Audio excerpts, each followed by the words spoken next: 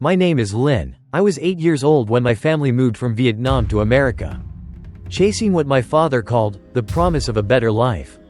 We settled in a small town in the Midwest, where we were one of the few Asian families. I remember the first day of school. I clutched my mother's hand so tightly my knuckles turned white. The hallways echoed with unfamiliar sounds, words I couldn't yet understand. I thought if I smiled enough, people would be kind, but smiles weren't enough. In the cafeteria, kids pulled at the corners of their eyes and chanted, "Ching Chong," when I walked by. When I spoke, they mimicked my accent and laughed. I stopped raising my hand in class. I stopped speaking unless I had to. I started to believe the lie that my voice didn't matter.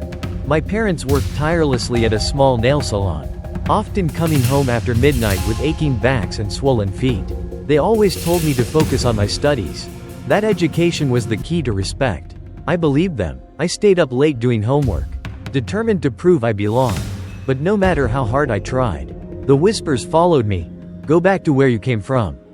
You people eat dogs. You don't belong here. Each word chipped away at my confidence, leaving invisible scars. When the pandemic hit, things got worse. Strangers shouted at us on the street, blaming us for a virus we had nothing to do with.